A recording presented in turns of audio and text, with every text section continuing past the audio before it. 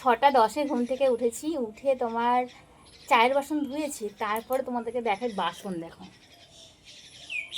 মানে মনে হবে যেন অনুষ্ঠান বাড়ি। আমাদের প্রতিদিন সকালে এইরকম হয়। তো এখন এগুলো মাজবো, ধোবো। ঘরের কাজ মোটামুটি সব করে ফেলেছি, বিছানা তুলেছি, ঘর দর গোছানো হয়ে গেছে। তোমার চা খেয়ে নিয়েছি, বাসন তবু এর মধ্যে ধোয়া হয়েছে, মানে সকালে চায়ের বাসন টাসন সব ধুয়ে নিয়ে গেছি, তারপরেও এত বাসন, প্রচুর বাসন বেরোয় আমাদের। তো যাই হোক, বাসনগুলো ধুলেই মোটামুটি কাজ কমপ্লিট। তারপর ভাতটা বসিয়ে দেবো। আর এদিকে কাজকর্ম হয়ে গেলে আজকে ভাবছি কতগুলো ভিডিও বানাবো। কী বলো তো, প্রতিদিন না মানে ভিডিও বানানোর মুড থাকে, কিন্তু সব দিক সামলাতে গিয়ে ভিডিও বানানোর এনার্জিটা হারিয়ে যায় লাস্টে গিয়ে। তো আজকে একদম পুরো প্রিপারেশন নিয়ে নিয়েছি, আজকে কিছু ভিডিও বানাবো, কারণ অনেক কমেন্ট আসছে, সেগুলো রিপ্লাই তো দিতে হবে বলো।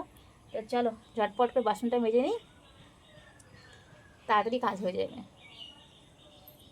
কাজ করতে আমার কষ্ট হয় না, যেখানে ভালোবাসা থাকে ভালোবেসে কাজ করা যায়, বুঝতে পেরেছো? আর আমার তো এগুলো তো অর্ডার নয় যে আমাকে করতেই হবে, আমি না করলে কোনো ব্যাপার নেই, বৌদি করবে। কিন্তু আমি যখন রয়েছি, বৌদি তো সংসারের কাজ বৌদিই করে, আর আমি যেহেতু রয়েছে আমি করে দিই। তো আমার কাজ করতে কোনো সমস্যা নেই। তো চলো কাজটা করে নিই। আর বাবু হাত দে না, বাবু হাত দে না।